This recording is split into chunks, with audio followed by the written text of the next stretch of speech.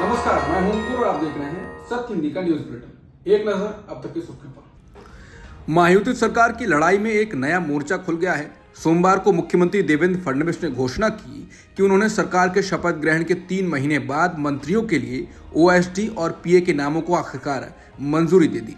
CM ने कहा कि पीए और ओएसडी के लिए मंत्रियों की तरफ से प्रस्तावित 125 उम्मीदवारों में से सीएमओ ने 109 को मंजूरी दे दी है। अलग अलग कारणों से 16 नामों को रोक दिया गया है। इनमें उनके खिलाफ चल रही जांच, खराब ट्रैक रिकॉर्ड या उनके खिलाफ फिक्सर होने का टैग शामिल है। देवेंद्र फडणवीस ने कहा, मैं दागी उम्मीदवारों को मंजूरी नहीं दूंगा, मैं फिक्सरों की नियुक्ति की इजाजत नहीं दूंगा।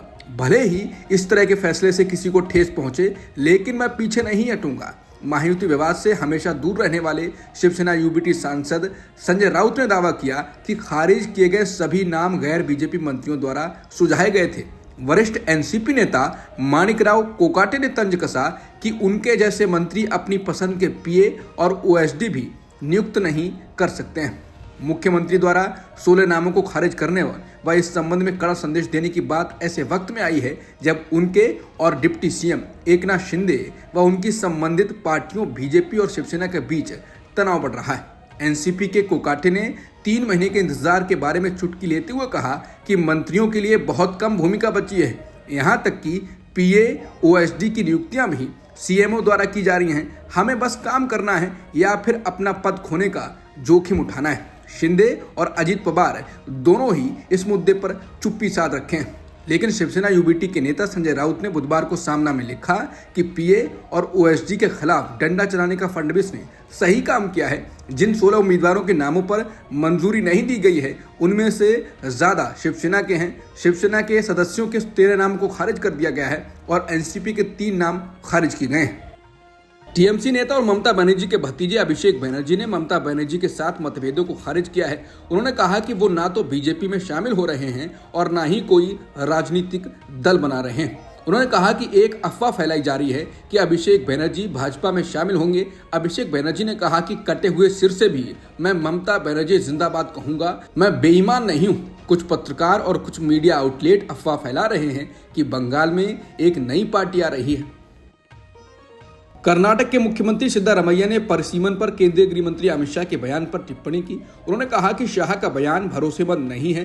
सिद्धारमैया ने भाजपा पर दक्षिणी राज्यों को चुप कराने के लिए इसे एक हथियार के रूप में इस्तेमाल करने का आरोप लगाया। बता दें, शाह ने बुधवार को कहा था कि परिसीमन के कारण दक्षिणी राज्यों में एक भी संसदीय सीट नहीं खोई जाएगी। शाह की टिप्पणी तमिलनाडु के मुख्यमंत्री स्टालिन के कदम के बाद आई थी, जब स्टालिन ने परिसीमन प्रक्रिया पर राज्य में राजनीतिक सहमति बनाने के लिए 5 मार्च को सर्वदलीय बैठक की घोषणा की थी।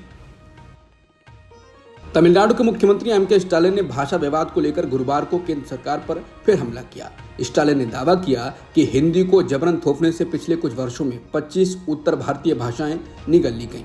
तमिलनाडु की डीएमके सरकार और केंद्र सरकार राष्ट्रीय शिक्षा नीति एनईपी के तहत त्रिभाषा नीति को लेकर आमने सामने हैं, जिसमें हिंदी को शामिल करना अनिवार्य है, जरूरी है। स्टालिन ने एक्स पर कहा, एक ही हिंदी पहचान को थोपने की कोशिश ही प्राचीन मातृभाषाओं को मार रही है। उत्तर प्रदेश और बिहार कभी भी केवल हिंदी हृदय स्थल नहीं थी, लेकिन उनकी वास्तविक भाषाएं अब अतीत की बात हो चुकी हैं। उन्होंने इस घटना से जुड़े अपने पत्र को साझा किया।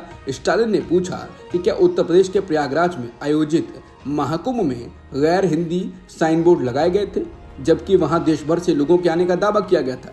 बता दें, तमिलनाडु ने केंद्र की 3 भाषा नीति को खारिज कर दिया है और अपनी द्विभाषीय नीति यानी तमिल और अंग्रेजी पर कायम। बिहार के डिप्टी सीएम और बीजेपी नेता सम्राट चौधरी ने बताया है कि चुनाव के बाद उनका सीएम कौन होगा।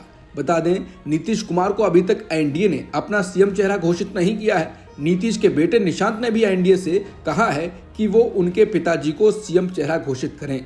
अब सम्राट चौधरी बोले हैं। उन्होंने कहा है कि नीतीश कुमार पहले भी सीएम थे, आज भी हैं और कल भी रहेंगे। नीतीश कुमार के सीएम बनने के सवाल पर उन्होंने कहा कि इसमें कोई प्रश्न नहीं है, उनके कुशल नेतृत्व को कोई चैलेंज नहीं है। इसमें कोई दो राय नहीं है कि बीजेपी और जेडीयू एक साथ मिलकर विधानसभा का चुनाव लड़ेंगे। बिहार चुनाव को लेकर सी वोटर ने एक सर्वे कराया है। इससे साफ हो गया है कि इस साल के अंत में होने वाले विधानसभा चुनाव अगर आज होते हैं तो नीतीश कुमार की पार्टी और नीतीश कुमार जनता की पसंद नहीं है। सर्वे के अनुसार नीतीश की रेटिंग में भारी गिरावट आई है और केवल 18% उत्तरदाता नीतीश को मुख्यमंत्री के रूप में देखना चाहते हैं। इसके उलट सर्वेक्षण में शामिल 41% लोग राजद नेता तेजस्वी यादव को बिहार के मुख्यमंत्री के रूप में देखना चाहते हैं। सीएम के रूप में उनकी शीर्ष पसंद के बारे में पूछे जाने पर 15% लोगों ने जनस्वराज के संस्थापक प्रशांत किशोर को वोट दिया, 8% ने बीजेपी के सम्राट चौधरी को वोट दिया, जबकि 4% ने चिराग पासवान को मुख्यमंत्री के रूप में पसंद किया। बिहार को लेकर किए गए सी वोटर के सर्वे के मुताबिक कम से कम 50% उत्तरदाताओं ने कहा है कि वो वर्तमान सरकार से नाराज हैं और बदलाव की तलाश में हैं, जबकि 22% नाराज हैं, लेकिन उन्होंने कहा कि वो बदलाव नहीं चाहते हैं। दूसरी ओर सर्वे में शामिल 25% लोग ना तो नाराज थे और ना ही कोई बदलाव चाहते थे। सर्वेक्षण के निष्कर्षों में आगे बताया गया है कि 58% को लगता है कि नीतीश कुमार की विश्वसनीयता बहुत कम हो गई है, 13% ने कहा है यह कुछ हद तक कम हो गई है, जबकि 21% ने कहा है कि उन्हें सीएम की विश्वसनीयता में कोई कमी नहीं दिख रही है। IIIT रांची मामले को लेकर केंद्रीय शिक्षा मंत्रालय ने ओवरसीज कांग्रेस के चीफ सैम पित्रोदा के दावे को सिरे से खारिज कर दिया है।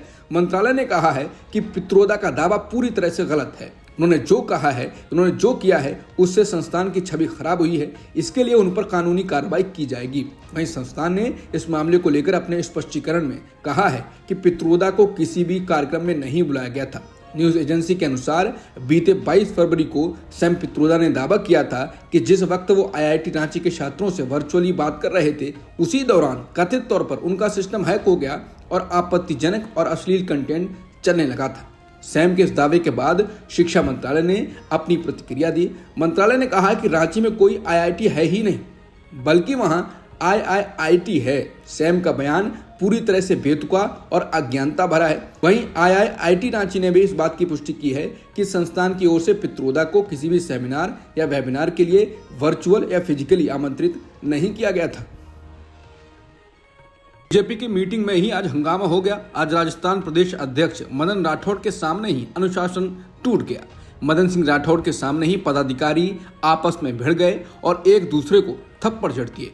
मौके पर मौजूद अन्य कार्यकर्ताओं ने इन्हें छुड़ाया। अब इस मारपीट का वीडियो भी सोशल मीडिया पर तेजी से वायरल हो रहा है। सोशल मीडिया पर वायरल वीडियो में दोनों नेताओं को एक दूसरे का कॉलर पकड़े देखा जा सकता है।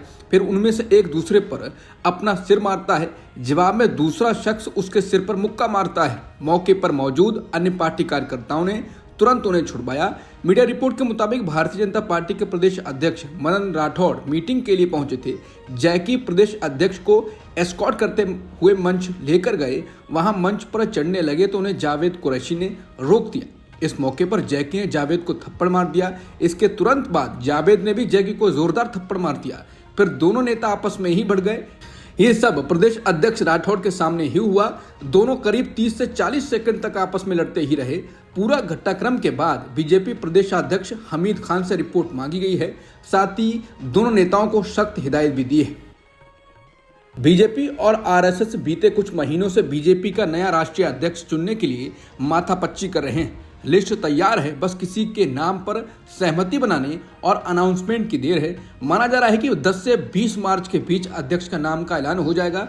बीजेपी ने नए राष्ट्रीय अध्यक्ष की दौड़ में कई नाम शामिल किए हैं, जिनमें धर्मेंद्र प्रधान, शिवराज सिंह चौहान, जी किशन रेड्डी, BL संतोष, अर्जुन राम मेघवाल और मनोहर लाल खट्टर हैं। इन सभी नामों में सबसे प्रबल दावेदार मध्य प्रदेश के पूर्व मुख्यमंत्री और वर्तमान केंद्रीय कृषि मंत्री शिवराज सिंह चौहान को माना जा रहा है। इसका कारण शिवराज सिंह चौहान का मृदुभाषी होना और मास के बीच लोकप्रियता को माना जा रहा है। साथ ही सभी में से सबसे बड़ा कारण आरएसएस की पहली पसंद भी शिवराज को ही माना जा रहा है।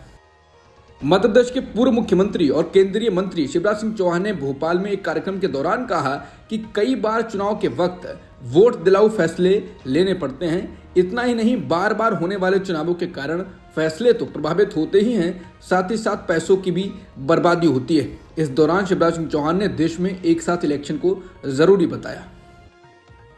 बीजेपी विधायक अरविंदर सिंह लवली ने कहा है कि CAG ने अनियमितताओं की ओर इशारा किया है। एजेंसियां इस पर कार्रवाई करेंगी। आने वाले दिन आपके लिए अच्छे नहीं। सदन में सभी तरह के विचार रखे जाते हैं। आप हर दिन कुछ नया लेकर आती है, क्योंकि वो CAG से डरते हैं। निश्चित रूप से वो शराब घोटाले में और बुरी तरह फंसने वाले हैं। प्रयागराज में 45 दिनों तक चले भव्य महाकुंभ मेले का समापन हो गया है। महाकुंभ में बड़ी संख्या में श्रद्धालु आए, भगदड़ भी हुई, जिसके कारण सरकार बुरी घिरी। वीआईपी कल्चर चर्चा में रहा, वो भगदड़ के लिए जिम्मेदार भी बताया गया। हालांकि अब समापन के बाद पीएम मोदी ने एक ब्लॉग लिखा है जिसमें उन्होंने महाकुंभ को एकता का महायज्ञ बताया है। इसके साथ ही उन्होंने महाकुंभ की व्यवस्थाओं में कमी को लेकर जनता से माफी भी मांगी है। पीएम मोदी ने महाकुंभ में व्यवस्थाओं में कमी को लेकर माफी मांगते हुए लिखा कि मैं जानता हूं इतना विशाल आयोजन आसान नहीं था। मैं प्रार्थना करता हूं मां गंगा से, मां यमुना से, मां सरस्वती से, हे मां हमारी आराधना में कुछ कमी रह गई हो तो क्षमा करिएगा। जनता जनार्दन जो मेरे लिए ईश्वर का ही स्वरूप है, श्रद्धालुओं की सेवा में भी अगर हमसे कुछ कमी रह गई हो तो मैं जनता जनार्दन का भी क्षमा प्रार्थी हूँ। महाकुंभ में गंगा और यमुना के पानी को केंद्रीय प्रदूषण नियंत्रण बोर्ड और एनजीटी ने खराब बताया था, नहाने लायक नहीं बताया था, जिसको रांची के मेडिकल कॉरिडोर ने मान्यता दे दी है। शहर के त्वचा विशेषज्ञों को महाकुंभ से आ रहे तीर्थयात्रियों की त्वचा संबंधी शिकायतों में अभूतपूर्व वृद्धि देखने को मिल रही है। टीओआई की रिपोर्ट के मुताबिक यहाँ के डॉक्टरों ने हाल ही में कुंभ मेले से लौटे व्यक्तियों में गंभीर खुजली, चकत्ते और फंगल संक्रमण सहित त्वचा रोगों के मामलों में बहुत बढ़ोतरी देखी। मामलों में वृद्धि में धार्मिक सभा में पर्यावरण की स्थिति के बारे में चिंता बढ़ा दी है। लक्ष्मी क्लिनिक के त्वचा विशेषज्ञ डॉक्टर यशवंत लाल ने कहा, हम स्किन इन्फेक्शंस विशेष रूप से फंगल समस्याओं वाले रोगियों में उल्लेखनीय वृद्धि का अनुभव कर रहे हैं।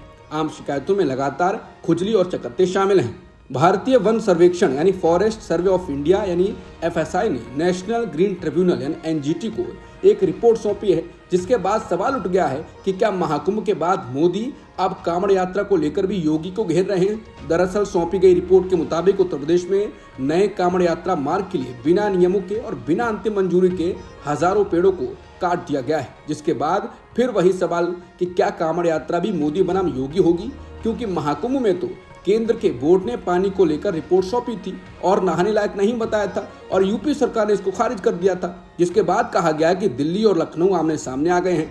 बता दें, ताजा आंकड़ा यात्रा मार्ग के विवाद में यूपी के लोक निर्माण विभाग ने जो आंकड़े उपलब्ध कराए हैं उसके अनुसार 111 किलोमीटर लंबे नए कांवड़ यात्रा मार्ग के लिए रास्ता बनाने के लिए उत्तर प्रदेश के गाजियाबाद, मेरठ और मुजफ्फरनगर जिलों में कुल 17,607 पेड़ काटे गए हैं। बता दें, एफएसआई पिछले साल एनजीटी द्वारा गठित 4 सदस्यीय संयुक्त समिति का हिस्सा था, जिसने ये पता लगाया था कि क्या परियोजना के लिए पेड़ों को अवैध रूप से काटा गया। लगातार केंद्र के मंत्रालय यूपी सरकार को घेर रहे हैं। उससे ऐसा लगता है कि योगी को हिंदू हृदय सम्राट बनने से रोकना भी एक कोशिश हो सकती है।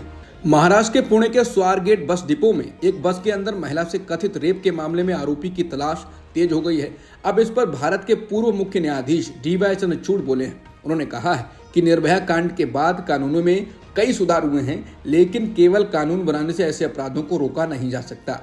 उन्होंने कहा कि महिलाओं के लिए बनाए गए कानूनों का सही तरीके से इम्प्लीमेंटेशन होना चाहिए। महिलाएं जहां भी जाएं उन्हें सुरक्षित महसूस करना चाहिए। ऐसे मामलों में उचित जांच, कड़ी कार्रवाई, त्वरित सुनवाई और सजा होनी जरूरी है। इलाहाबाद हाईकोर्ट ने पुरातत्व सर्वेक्षण विभाग यानी ASI को रमजान महीने से पहले संभल के शाही जामा मस्जिद का दौरा करने को कहा, ताकि सफेदी और सफाई पर अदालत फैसला ले सके। हाईकोर्ट ने ASI को इस संबंध में शुक्रवार सुबह 10 बजे तक रिपोर्ट पेश करने का निर्देश दिया। हालांकि रमजान महीने की शुरुआत 1 मार्च से होने की उम्मीद है, यानी अगर अदालत शुक्रवार को जामा मस्जिद की सफाई पुताई का निर्देश देती है तो मस्जिद कमेटी के पास 1 दिन का ही समय होगा। अब तक की सुर्खियों में इतना ही। बाकी खबरों के लिए बने रहिए सत्यहिंदी.com के साथ। Copyright disclaimer under Section 107 of the Copyright Act 1976. Allowance is made for fair use for purposes such as criticism, comment, news reporting, scholarship, and research. Fair use is a use permitted by copyright statute that might otherwise be infringing.